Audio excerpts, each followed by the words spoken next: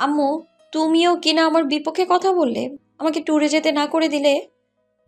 কথাটা ভাবতেই রাহার আবার কান্না পেল। সম্পূর্ণ শরীর ঠান্ডায় জমে যাচ্ছে, কিন্তু রাগে রাহা ইচ্ছে করে শরীরে কোনো শীত বস্ত্র পরছে না। বাহির থেকে অনবরত মুনতাহারা মেয়েকে ডেকেও কোনো সাড়া না পেয়ে হাঁপিয়ে উঠেছে। আর না পেরে সোফায় বসে তিশানের নাম্বারে ডায়াল করলো। কল রিসিভ হতেই ওপাশ থেকে গম্ভীর কণ্ঠে তিশান বলে উঠল, হ্যাঁ আন্টি বলো। মুনতাহারা হতাশার নিঃশ্বাস নিয়ে বলল, তিশান, মহা বিপদে ফেলে দিলি আমায়। আমি তো রাহাকে ট্যুরে যেতে না করতাম না, কিন্তু তুইও তো বললি না যেতে দিতে। এখন তোকে না করাতে তুল কালাম বাঁধিয়ে দিয়েছে বাসায়। এই শীতের মধ্যে এমনিতেই বসে আছে, গায়ে পাতলা জামাটা ছাড়া কিচ্ছুটি নেই। জ্বর সর্দি লেগে গেলে জানিসই তো, মেয়েটা এমনিতেই রোগাশোকা। তিশানের কোনো প্রত্যুত্তর না পেয়ে মুনতাহারা কিছুটা শঙ্কাজনকভাবে ফের জিজ্ঞেস করলো, যাওয়ার অনুমতি দিয়ে দেবো নাকি, কি বলিস? মুনতাহারার কথায় তিশান ফুস করে উঠে বলল, ইম্পসিবল, এতটাও মাথায় ওঠানোর কোনো প্রয়োজন নেই আন্টি। জাস্ট রুমে দরজা অফ করেই তো বসে আছে, তাতে কি এমন হয়েছে? বসে থাকতে দাও। মুনতাহারার মন মানে না মেয়ের এমন কাণ্ডতে। এই শীতের ঠান্ডায় যদি মেয়েটার আবার কিচ্ছু হয়, ক্ষেত কারো থেকে কারো কম না। তিশানকে জানিয়ে ভুল করেছে হয়তো, আবার না জানিয়ে পাঠালে নিশ্চয়ই আরেক তুল কালাম লাগিয়ে দিত। মুনতাহারা দোটানায় পড়ে গিয়ে আবারও আমতা আমতা করে বলল, কিন্তু তিশান। বাকি কথাটা তিশান আর বলতে দিল না। অমনি গম্ভীর কণ্ঠে আচ্ছা আমি দেখছি। কথাটা বলে তিশান বেশ বিরক্ত হয়ে ফোনটা রেখে দিল। রাহা ততক্ষণে রাগে গিজ গিজ করতে করতে এদিক সেদিক করতে লাগলো। ইচ্ছে করছে চিল্লিয়ে বলতে, আমার জীবন, আমি যেখানে খুশি সেখানে যাব। এটার জন্য তিশান আমাকে অনুমতি দেওয়ার কে? আর তোমরাই বা তিশানের কথায় নাচবে কেন?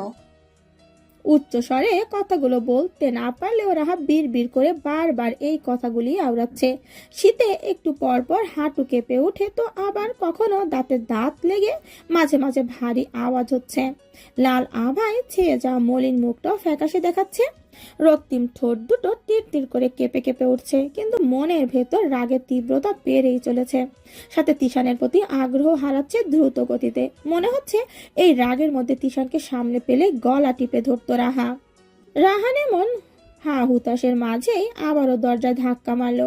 রাহার কাঁপাকাঁপি খানিকক্ষণের জন্য বন্ধ হয়ে গেল। বাহির থেকে গম্ভীর কণ্ঠে রাহার কান অবধি আসতেই রাহা স্থির হয়ে বোঝার চেষ্টা করলো। বাহিরে একবার দরজায় ধাক্কা দিয়ে ঝাঁঝালো কণ্ঠে তিশান ধমকে উঠে বলল, রাহা, দরজা খুলে দে। তিশানের কণ্ঠ শুনেই রাহা এক পা দুই পা করে দরজার দিকে এগিয়ে আসলো। মনে মনে ভাবলো তিশানকে একটু শিক্ষা না দিলেই নয়। যদিও জানে না যে কি শিক্ষা দেবে, কিন্তু দিতে তো হবেই। রাহার অবচেতন মন মুহূর্তেই রাগে ফুঁসে উঠল তিশানকে আক্রমণ করার জন্য।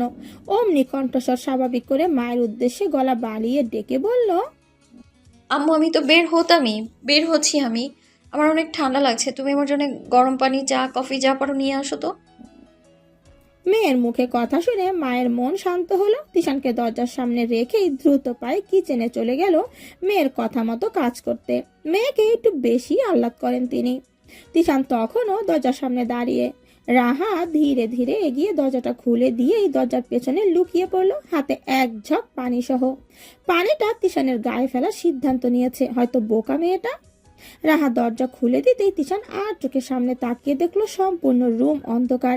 বাহিরের অবস্থাও অন্ধকার থাকাতে রুমটা একটু বেশি অন্ধকার লাগছে। লাইটটাও অফ করে রাখা।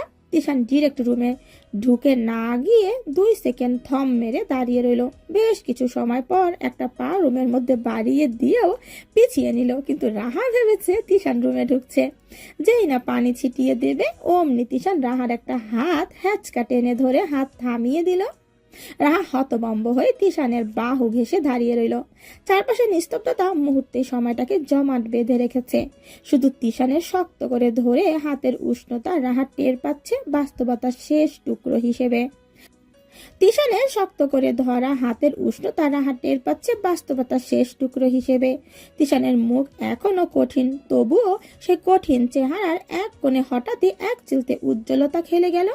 রাহার দিকে তাকিয়ে ঠোঁটের কোণে একটা রহস্যময় হাসি টেনে ওকে একটু কাছে টেনে নিল তিশান। রাহার হৃদস্পন্দন থেমে আসতে চাইছিল। তিশান নিজের মুখটা রাহার মুখের কাছে নিতে নিতে থেমে গেল, তারপর কানের কাছে গিয়ে একটু থামলো। তিশানের নিঃশ্বাসের গরম বাতাস রাহার কানে ছুঁয়ে গেল। রাহার কানের কাছে ফিস ফিস করে তিশান গভীর অথচ শীতল স্বরে বলল, মেরি তাজ, এত বোকা হলে চলে? আমি তো চাই তুই একটু চালাক হবি, অনেকটা কঠিন হবি। বিপক্ষ দলের এমন দুর্বলতা আমার ঠিক পছন্দ হচ্ছে না আমার মহারানী। তুই এত সহজে হেরে যাবি আর এই তিশান খুব সহজে তোকে পেয়ে যাবে, এইটা তো হতে পারে না। তিশানের গলার স্বর এতটাই নিম্ন ও প্রফুল্লকর যে কথাগুলো রাহার রক্তে শিরায় শিরায় একটা বিদ্যুৎ প্রবাহের মতো ছুটে গেল। তিশানের চোখ দুটো রাহার চোখের গভীরের অতলে ডুবে গিয়ে অজানা কোনো রহস্য ছড়িয়ে দিল, এক অদৃশ্য প্রতিশ্রুতি আর হুমকির মিশেলে। রাহা বুঝে উঠতে পারছিল না সে শীতল শিহরণে কাঁপছে নাকি তিশানের ছোঁয়ার উষ্ণতায়। তিশানের চোখে মুখে এক অন্যরকম রূপ। রাহা তড়িঘড়ি করে নিজেকে সামলিয়ে নিয়ে কি বলবে ভেবে না পেয়ে চিৎকার করে ডাকলো, আম্মু! রাহার চিৎকারে তিশান দুই হাত কানে দিয়ে কিছুটা নিচু হয়ে রাহার কাছাকাছি এসে ফের নিচু স্বরে ফিস ফিস করে বলল, উপস, এইটুকুতে আম্মুকে ডাকতেছিস? কথাটা বলেই তিশান সোজা হয়ে দাঁড়িয়ে মাথায় হাত দিয়ে চুলগুলো নাড়িয়ে এলোমেলো করে দিল, খুব স্বাভাবিক কিন্তু সাবধান করে দেওয়ার হুমকিতে বলল, তোর আর আমার মাঝে একদম আম্মু আম্মু বলে চিল্লাবি না বলে দিলাম। সিরিয়াস মুহূর্তে আম্মুকে মচে নিয়ে আসলে স্টেপলার দিয়ে মুখে পিন মেরে দেব। তিশানের কণ্ঠে এক অদ্ভুত স্থিরতা। রাহা অবাক আর ভয় মিশ্রিত চোখে তিশানের দিকে তাকিয়ে মিনমিন করে বলল, তিশান ভাই নেশা করেছেন? রাহার মুখে হঠাৎ এমন প্রশ্নে তিশান একটু থমকে গেল। এই সরল প্রশ্ন আর রাহার চোখে মুখে খেলা করা শিশু সুলভ স্নিগ্ধতা যেন মুহূর্তে তিশানকে উল্টে পাল্টে দিল। তিশানের চোখের গভীরে অদ্ভুত এক ঝলক খেলে গেল। নিজের নিয়ন্ত্রণ হারিয়ে সে এক ঝাটকায় রাহাকে টেনে নিল নিজের কাছে। রাহার শরীর কেঁপে উঠল, ভয়ে আর বিস্ময়ে তিশানের অপরিচিত চেহারার দিকে তাকিয়ে রইল। এ এক অন্য তিশান, অপরিচিত, বুনো আর বেপরোয়া। তিশান একটু নিচু হয়ে রাহার মুখের খুব কাছে চলে আসলো। রাহার দ্রুত ওঠানামা করা শ্বাস তার গাল ছুঁয়ে যাচ্ছিল। তিশান গভীর দৃষ্টিতে রাহার চোখের দিকে তাকিয়ে কণ্ঠ একরাশ গাঢ় আবেগ এনে ফিস ফিস করে বলল, তুই থাকতে আলাদা করে নেশা করা লাগে? তোর চেয়ে ভয়ঙ্কর নেশা আর কি হতে পারে? তিশানের কণ্ঠে এমন গভীরতা আর রাহার দিকে ছুড়ে দেওয়া প্রশ্নের উত্তর খুঁজে পেল না রাহা। চারপাশের বাতাস যেন ভারী হয়ে উঠল, নিস্তব্ধতা আরো তীব্র হয়ে আসলো। তিশানের আঙুলগুলো শক্ত করে রাহার হাত চেপে ধরে আছে, আর তিশানের ঠোঁটের কোণে এক বেপরোয়া হাসি। রাহার কণ্ঠ আটকে গেল। কোথায় ভেবে রেখেছিল তিশানকে কিছু একটা শিক্ষা দেবে, অথচ রাহা নিজেই কিনা সিংহের খাঁচায় আটকে গেল। তিশানকে এমন ভাবে কখনো দেখেনি রাহা। তিশান এমন একজন যে তার উপস্থিতিতেই নিজেকে হারিয়ে ফেলতে পারে। এই ভয়ঙ্কর নীরবতা ভেঙে দেওয়ার জন্য রাহা কিছু বলতে গিয়েও শব্দ খুঁজে পেল না। ইচ্ছে করছে মাকে জোরে রাখতে, কিন্তু সবকিছু গলায় আটকে যাচ্ছে, গুলিয়ে যাচ্ছে। তিশানের চোখে তখনও সেই বেপরোয়া দৃষ্টি, ঠোঁটে বেপরোয়া হাসি, যেন কোনো কিছুই তাকে আটকে রাখতে পারবে না। মুনতাহারা বেগম এক গ্লাস গরম দুধ এনে রাহাকে জোর করে খাইয়ে দেওয়ার চেষ্টা করছে। চুপসে যাওয়া বেলুনের মতো হয়ে আছে রাহা। ইয়া বড় একটা চাদর সম্পূর্ণ গায়ে পেঁচিয়ে সোফায় বসে আছে। চোখ মুখ ছোট করে গায়ের চাদরটা মাঝে মাঝে টেনে দিয়ে ওপর পাশে শক্তপোক্তভাবে স্বাভাবিক ভঙ্গিতে বসে থাকা তিশানকে দেখছে।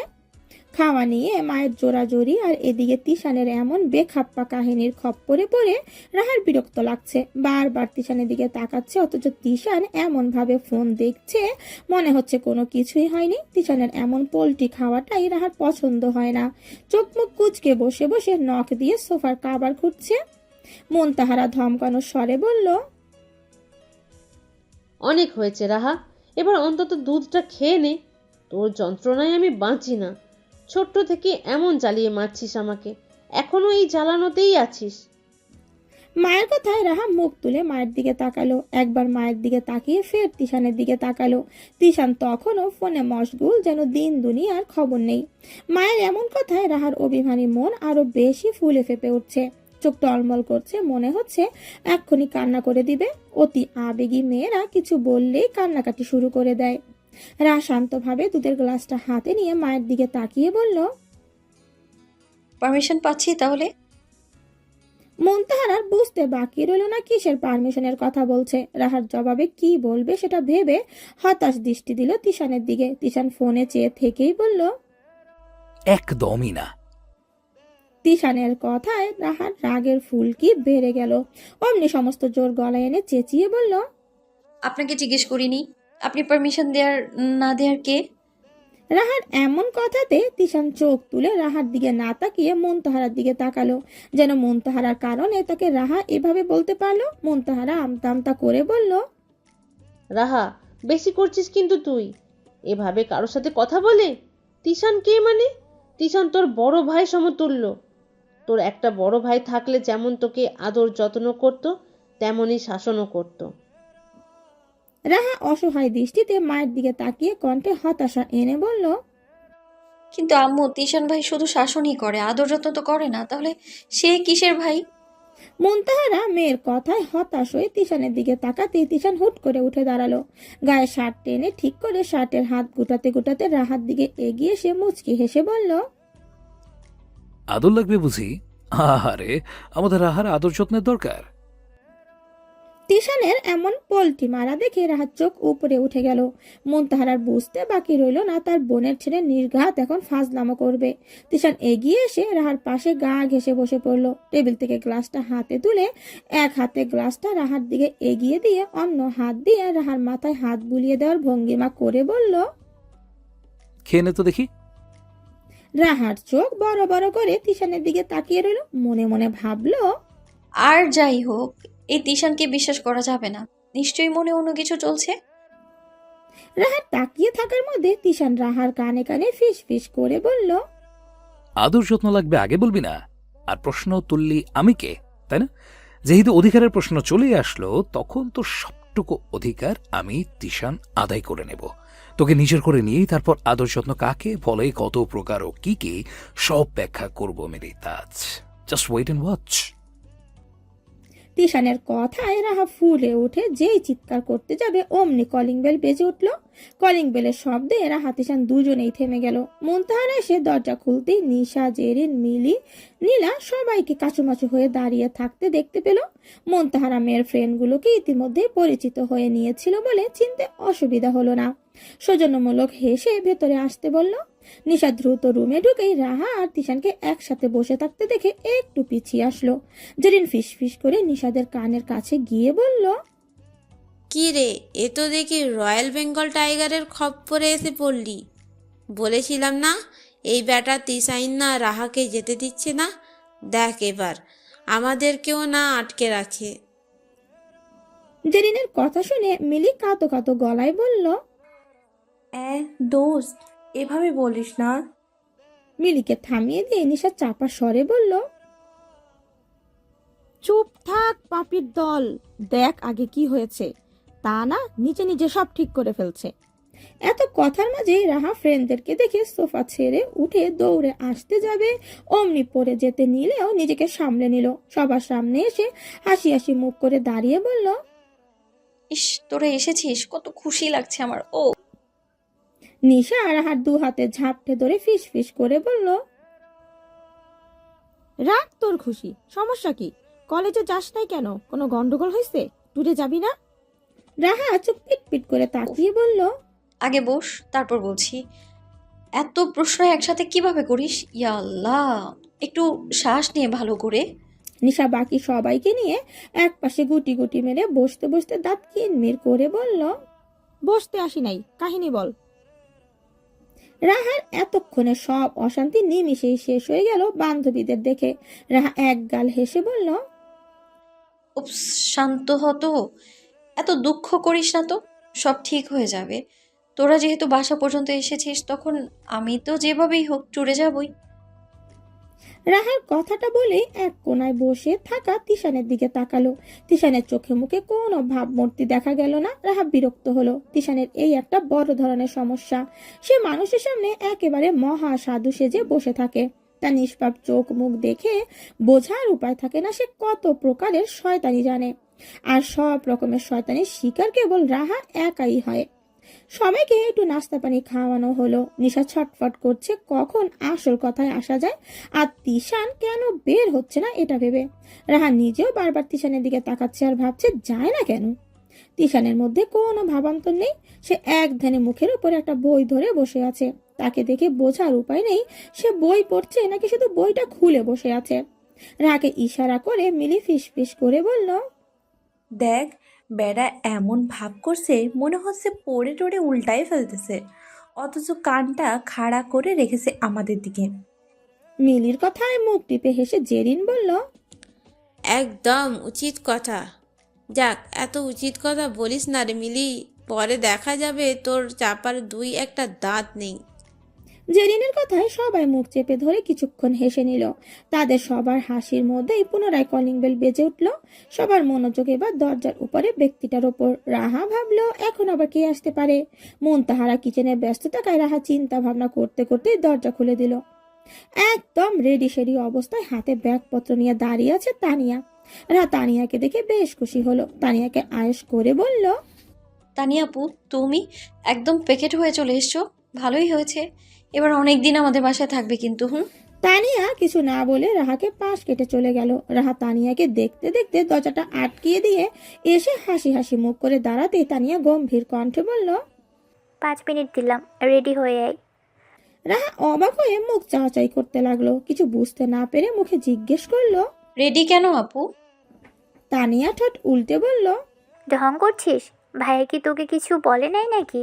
না বলে আমাকে কেন এত তাড়াহুড়ো করে রেডি হয়ে আসতে বললো? বাপরে বাপ, আমি এত তাড়াহুড়ো করে আসতে গিয়ে কত কষ্টটাই না হলো। তানিয়ার হা হুতাশ শুনে রাহা একবার তানিয়াকে আরেকবার তিশানের দিকে তাকালো। তিশান এবার মুখ খুলে বলল, হা করে তাকিয়ে থাকার কি হলো? খেপলার মতো তাকিয়ে না থেকে রেডি হও। আর বান্ধবীরা, তোমরা সবাই এসেছো, আমরা অনেক খুশি হয়েছি। আবার আসবে কেমন?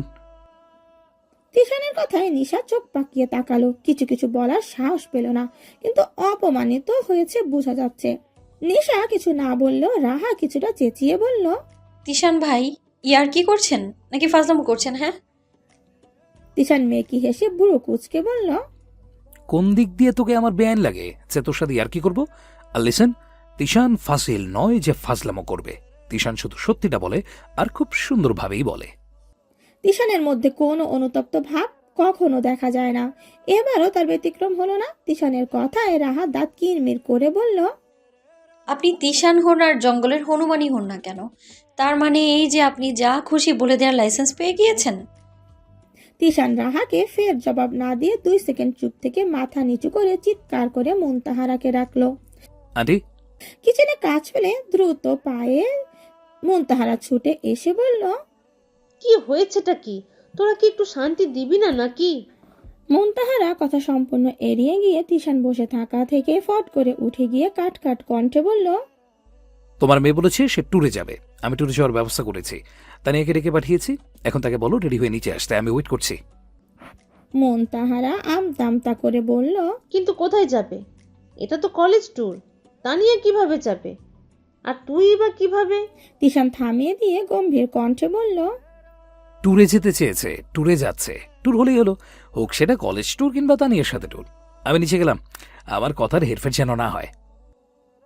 কথাগুলো এক নিঃশ্বাসে শেষ করে তিশান খটখট করে রুম ছেড়ে বেরিয়ে গেল। রাহা চোখ মুখ শক্ত করে বসে আছে। তানিয়া মেকি হেসে রাহাকে বোঝালো যে তাকে কিভাবে টেনে হিচড়ে রেডি করিয়ে এনেছে। নিশা মিলি বিরক্ত হয়ে জেরিন আর নীলাকে নিয়ে বের হয়ে গেল। রাহার চোখ মুখ রক্ত লাল হয়ে গেল, 2 চোখ টলমল করছে, মনে হচ্ছে এক্ষুনি কান্না করে দিবে। শীতের সূর্যের তাপমাত্রা এমনিতেই হালকা। প্রায় দুপুর 3টার দিকে সূর্য একেবারে হেলে পড়ে পশ্চিমে। মৃদু ঠান্ডা বাতাসে শরীর হিম হয়ে আসে।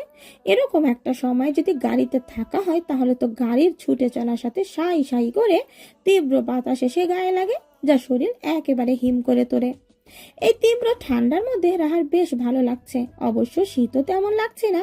হয়তো সবাই একটা গাড়িতে একটু চাপাচাপি করে বসেছে বলে এত ঠান্ডা লাগছে না। কয়েক ঘন্টা আগের সব খারাপ লাগা নিমিষেই শেষ হয়ে গিয়েছে। যখন তিশান রাহার সাথে তার সব বান্ধবীদেরও সাথে নিয়েছে, কয়েক ঘন্টা আগে যখন তিশান রাহাকে তানিয়ার সাথে তার ফুপুর বাসায় গিয়ে বেড়াতে বলল আর এটাতেই ট্যুর হিসাবে বুঝিয়ে দিতে চেয়েছিল, তখন রাহা আর না পেরে রেগে মেগে কান্নাকাটি শুরু করে দিয়েছিল। রাহার এমন কান্নায় নিশা সহ সবাই রাহাকে সান্ত্বনা দিতে চাইলেও রাহা বুঝ মানল না। সবশেষে তিশান বুদ্ধি করে নিশাদের কলেজ ট্যুরে যেতে না দিয়ে রাহা সহ সব বান্ধবী আর তানিয়াকে পাঠিয়ে দিল খুলনাতে, যেখানে তিশানের ফুপুর বাসা।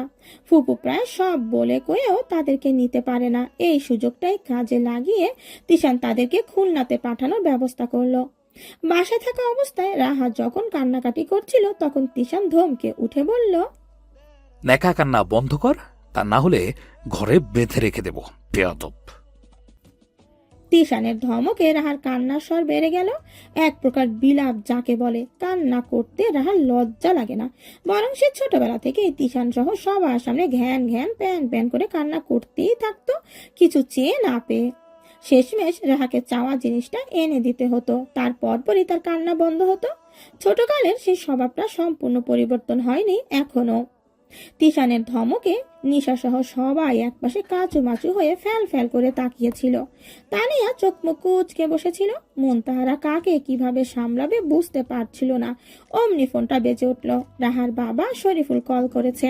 মুনতাহারা তাড়াতাড়ি কলটা রিসিভ করে নিল। এই পরিস্থিতিতে শরীফুলের দরকার ছিল। তারপর আর কি, তিশান রাহার বান্ধবীদেরকেও 1 ঘন্টার মধ্যে রেডি করিয়ে আনলো। শরীফুলের কথায় তিশানকেও সাথে যেতে হলো। এতগুলো মেয়ে একা যাবে সেটা শরীফুল কিছুতেই মেনে নেবে না। শেষমেশ তিশানও রওনা দিল। গাড়ি ছুটছে তার গতিতে। এতক্ষণ হইচই করা মেয়েগুলোর দিকে সামনে থেকে তিশান চোখ কটমট করে আয়নাতে দেখছিল। একবার রাহার চোখাচোখি হলেও রাহা বিন্দু পরিমাণ পাত্তা না দিয়ে সবার সাথে হইচইতে যুক্ত হয়েছিল। গাড়ির ভেতরে এতক্ষণ হইচই থাকলেও এখন নীরবতা ছেয়ে গেল। সব কয়টা মেয়ে হেলে ধুলে ঘুমাচ্ছে। তানিয়ার ঘাড়ের ওপর একেবারে শরীরের সমস্ত ভর ছেড়ে দিয়ে ঘুমিয়ে আছে মৌ।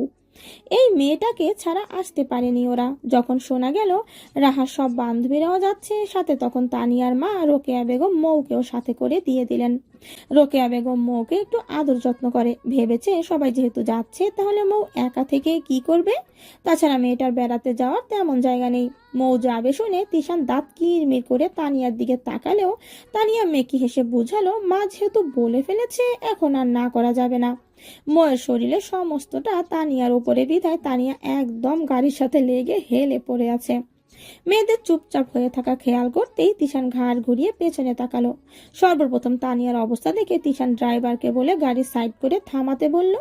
গাড়ি থামানোর পর তিশান ফট করে নেমে গিয়ে গাড়ির দরজা খুলে তানিয়াকে কোনো রকম ঠেলে একটু ভেতরে দিয়ে দিল। তানিয়াকে ঠিক করে দিয়ে ফিরতে নেবে অমনি তিশানের চোখ গেল রাহার দিকে। রাহা বেভরে ঘুমোচ্ছে। চোখে মুখে প্রশান্তির ছাপ স্পষ্ট। এলোমেলো হয়ে থাকা হিজাব বেদ করে 2-1টা অবাধ্য চুল চোখে মুখে উঠছে। মাঝে মাঝে রাহা একটু চোখ মুখ কেমন করছে। তিশান খেয়াল করে দেখলো এক পাশতে নিশা আরেক পাশ থেকে মিলি রাহার গায়ের উপর পড়ে আছে, যে কারণে রাহা একটু অস্বস্তিতে আছে। তিশান চোখ কটমট করে তাকিয়ে দেখলো, তারপর রাহার কাছে গিয়ে ফট করে দরজা খুলে উচ্চ স্বরে বলল, এই নিশা ওঠো। নিশা সাইডে ছিল বিধায় তিশান নিশাকে উঠতে বলেছে। তিশানের ধমকে নিশার পাতলা ঘুমটা সঙ্গে সঙ্গে ভেঙে গেল। নিশা চোখ মুখ কুচকে তিশানের দিকে তাকিয়ে রইল 2 সেকেন্ড। তিশান দ্বিতীয় ধমক দিতেই নিশা ফর করে উঠে দাঁড়ালো বাহিরে। মনে মনে ইচ্ছে মতো গালাগালি করলো তিশানকে, কিন্তু তিশান তো শোনেনি। নিশা ঘুম ঘুম চোখে বাহিরে দাঁড়াতেই তিশান রাহাকে টেনে কোলে তুলে নিল গাড়ি থেকেই। আচমকা বসা থেকে শূন্যে উঠে যাওয়ার মতো অনুভূতি হতেই রাহা দুঃস্বপ্ন ভেবে চিৎকার করে উঠল। আম্মু! রাহার চিৎকারে ঘুমিয়ে থাকা সবাই ফট করে জেগে গেল। ড্রাইভার তিশানের দিকে তাকিয়ে মুচকি হাসলো। রাহার চিৎকারে মনে হচ্ছে আশেপাশে কোনো বিস্ফোরণ হয়েছে। সবাই এদিক সেদিক তাকিয়ে ঘটনা বোঝার চেষ্টা করছে।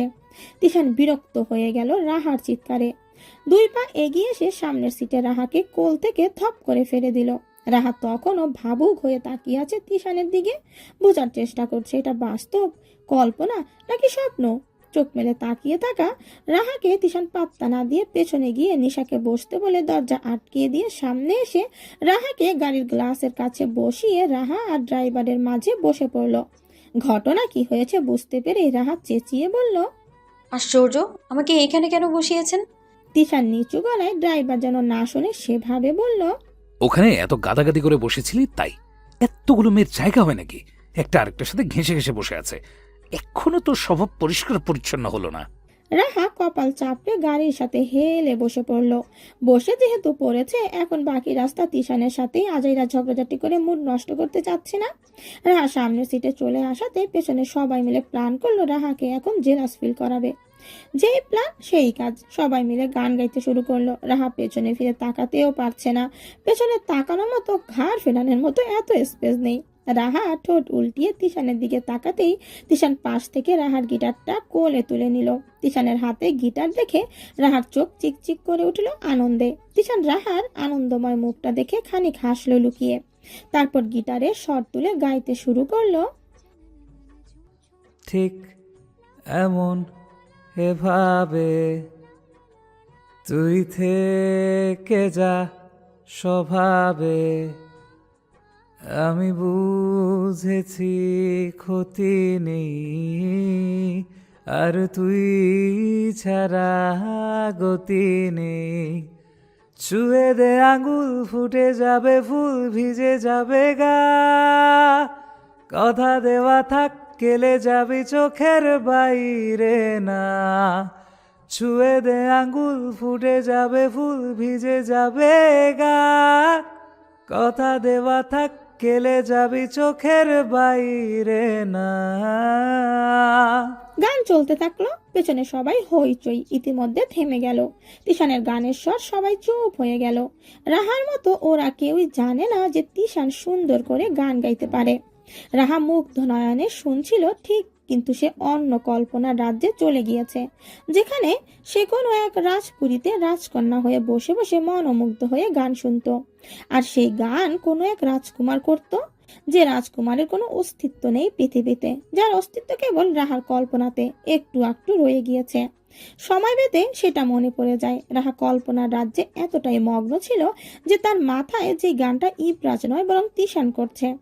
গানের ঠিক শেষ মুহূর্তে রাহা বন্ধ করে রাখা চোখ খুলে হাসি হাসি মুখ করে গেয়ে যাওয়া মানুষটার দিকে তাকাতেই সম্মতি ফিরে এলো। হঠাৎ মাথা ঘুরপাক খেয়ে উঠল। আশেপাশে সবকিছু অন্ধকার আর ঝাপসা লাগছে। মাথায় অতিরিক্ত চাপ যেমন পড়লে আশেপাশে সব অন্ধকার লাগে, ঠিক তেমন। তিশান শেষ লাইন গাওয়ার সাথে সাথেই রাহা খপ করে সর্বশক্তি দিয়ে তিশানের হাত থেকে গিটারটা টেনে নিয়ে নিল। আচমকা রাহার এমন কাণ্ডতে তিশান অসহায় দৃষ্টিতে রাহার দিকে তাকিয়ে রইল। পেছনের সবাই বোঝার চেষ্টা করলো গান বন্ধ কেন হয়েছে। এতক্ষণ সবাই গানের তালে ছিল কি না তানিয়া ডেকে জিজ্ঞেস করলো। তিশান হাতের ইশারায় বুঝিয়ে বলে দিল কিচ্ছু হয়নি, এমনি প্রায় চলে আসছে বিধায় অফ করে দিয়েছে। রাহা গিটারটা ঝাপটে ধরে 2 মিনিট চোখ বন্ধ করে ঝিম মেরে বসে রইল।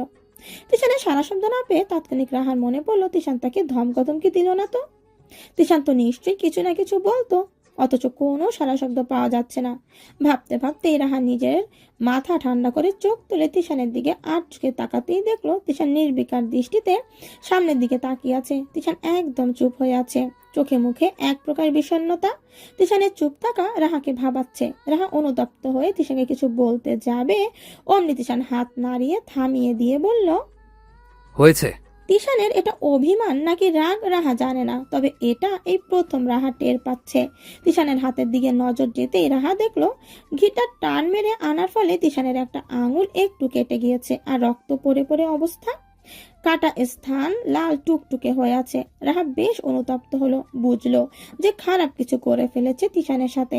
সব সময় ধমকি ধামকি দেওয়ার লোকটা হঠাৎ চুপ মেরে গেলে ব্যাপারটা চোখে লাগে। রাহা একটু অস্থির হয়ে তিশানের আঙুলের দিকে উদ্দেশ্য করে বলল, তিশান ভাই, আপনার আঙুল তো কেটে গিয়েছে। তিশান তাচ্ছিল্য হেসে মুখ ঘুরিয়ে নিল।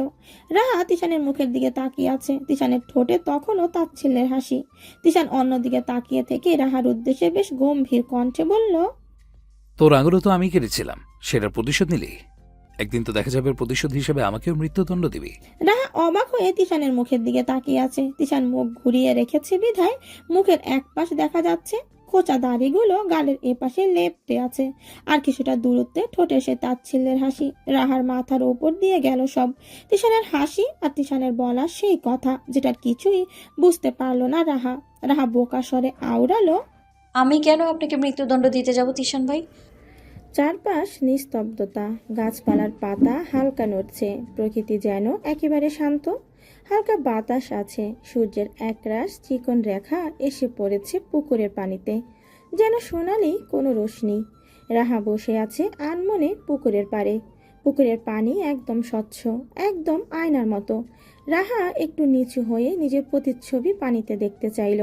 পেছন থেকে মিলি কিছুটা টেনে রাহাকে থামিয়ে দিয়ে বলল, ব্যাপার কি? পানিতে উকি ঝুঁকি মেরে কি দেখিস? পড়ে টরে গেলে তখন? মিলির টানে রাহা কিছুটা হকচকিয়ে গেলেও শান্ত কণ্ঠে বলল, পানিতে নিজেকে দেখতে চেয়েছিলাম।